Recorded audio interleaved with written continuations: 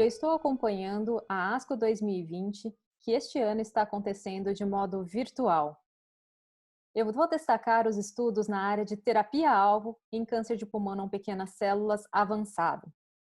Começando pelo EGFR. Então, foram apresentados alguns estudos interessantes.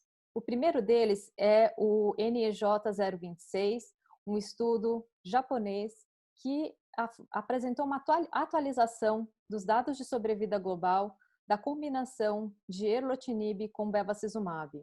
Esse foi um estudo que avaliou 228 pacientes com as mutações clássicas do EGFR, deleção do 19 e L858R, e eles foram randomizados para o braço com erlotinib associado a bevacizumab ou erlotinib isoladamente.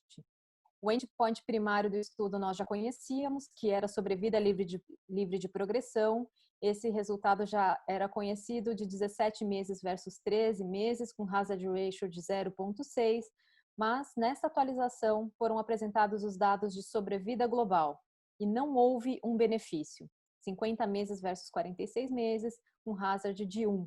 Foram apresentados também dados da análise exploratória com avaliação do PFS2 e também não houve uma diferença para esse desfecho. 25% dos pacientes em cada braço receberam o osimertinib em linhas subsequentes. Então, não houve um desbalanço, mas talvez essa característica possa ter influenciado aí na análise dos dados de sobrevida global. Portanto, o estudo foi negativo para a combinação de erlotinib com bevacizumab em relação à sobrevida global. Um outro estudo interessante foi um estudo de fase 1/2, também apresentado em sessão oral, avaliando a combinação de osimertinib com gefitinib. O racional para essa combinação seria a prevenção de mecanismos de resistência adquirida, no caso, o T790M pelo osimertinib e o C797S pelo gefitinib. Os objetivos do estudo eram a determinação da dose máxima tolerada e da factibilidade do esquema. A taxa de resposta foi de 85,2%, o perfil de toxicidade foi aceitável e compatível com o que a gente já conhecia dessas drogas, e um dos endpoints do estudo também foi a avaliação do DNA circulante de células tumorais no plasma por Digital Droplet PCR, e observou-se um clearance de EGFR em 82% dos casos em 2 semanas.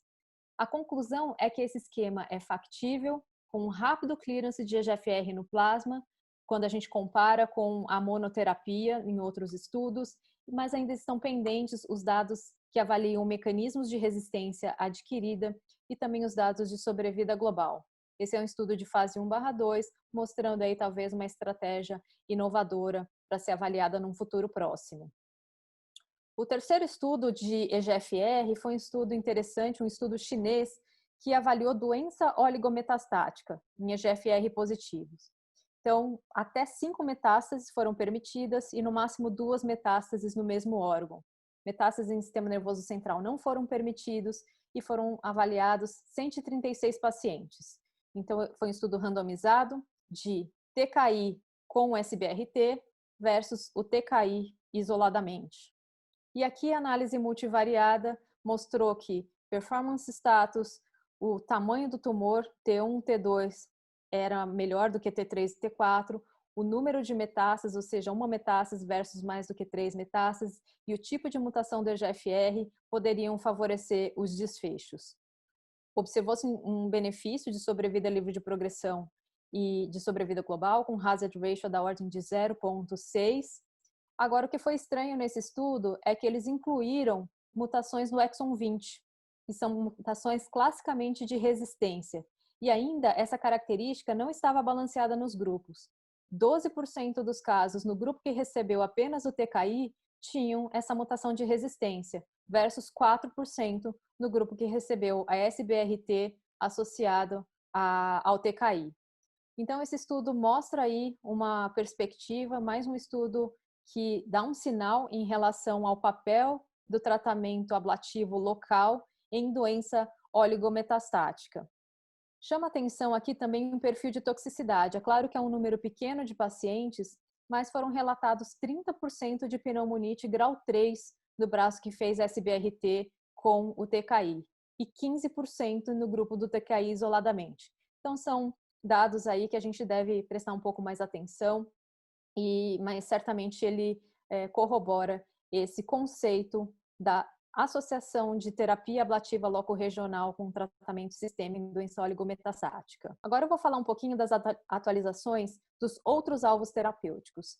Então, em relação ao ALK, teve uma atualização do estudo ALEX. O estudo ALEX é um estudo de fase 3 que avaliou alectinib versus crizotinib e demonstrou um significativo ganho de sobrevida livre de progressão em favor do alectinib e também de sobrevida global. E aqui a gente tem uma atualização em 5 anos de sobrevida global, que foi de 62% para alectinib, o inibidor de ALK de segunda geração, versus 45% para o crizo. Isso foi um pôster. Um outro estudo bem interessante foi sobre o brigatinib após falha a outros inibidores de ALK. E aqui nós olhamos para a coorte que avaliou aqueles que tinham falhado especificamente ao alectinib, independente se tinham recebido crizotinib ou não em uma linha anterior. Foram 72 pacientes no total, da coorte total, e 47 que foram avaliados aqui neste cenário. A taxa de resposta foi de 31%, então, de brigatinib após falha a alectinib, com uma taxa de controle de doença de 79% e uma mediana de sobrevida livre de progressão de 7,3 meses, um número bastante interessante. Lembrar que o brigatinib, ele é capaz de inibir algumas alterações de resistência, como G1202R, algumas mutações conhecidas. Então, certamente, esse pode ser um sequenciamento aí interessante e a gente tinha poucos dados, né, sobre esse cenário, mas está aqui um dado bastante interessante com base nesses 47%. Falar um pouquinho do match, né, foram apresentados alguns dados de capmatinib, agora para aqueles que tinham o match amplificado, amplificação high. E aí foi apresentada a coorte de pacientes que receberam o medicamento em segunda e terceira linha ou em primeira linha. Aqui, esse tipo de característica da amplificação do match foi um pouco diferente de quando a gente olha para a mutação. Aqui a predominância é de homens e cerca de 90% com histórico de tabagismo. Bom, a taxa de resposta na primeira linha foi de 40% e para aqueles que já eram politratados foi de 29%. Taxa de controle de doença foi alta, 66% para aqueles que receberam em primeira linha e 71% para aqueles que receberam em segunda ou terceira linha. Duração de resposta, 7, 8 meses e uma sobrevida livre de progressão mediana aí da ordem de 4 meses. Então aí é uma droga promissora para esse tipo de alteração, embora parece que realmente a mutação, o match exon 14 skipping mutation, seja realmente o real driver aí em câncer de pulmão. Um outro dado do savolitinib para a mutação do match, em fase 2, mostrou uma taxa de resposta em torno de 40%. Essa também foi uma apresentação da ASCO desse ano. Passando agora para o RET, fusões de RET. Duas drogas bastante aí animadoras para essa população de pacientes, uma alteração rara em câncer de pulmão, mas extremamente relevante, um tipo de alteração molecular que acomete principalmente jovens não tabagistas. Então, as fusões de RET são um driver gene em câncer de pulmão. O prazeltinib, ou Blue 667, estudo de fase 1/2, a gente viu aqui algumas atualizações. A gente viu a coorte específica de câncer de pulmão com 179 pacientes e uma taxa de resposta de 65%, que foi independente do partner de fusão do RET. Indícios de atividade em sistema nervoso central, esse foi um destaque desse pôster e com perfil de toxicidade bastante baixo. Uma outra droga para o RET também foi apresentada num pôster, uma atualização do seu percatinib, ou LOXO 292. E aqui nós vimos especificamente atividade em sistema nervoso central dos pacientes do Libreto 001.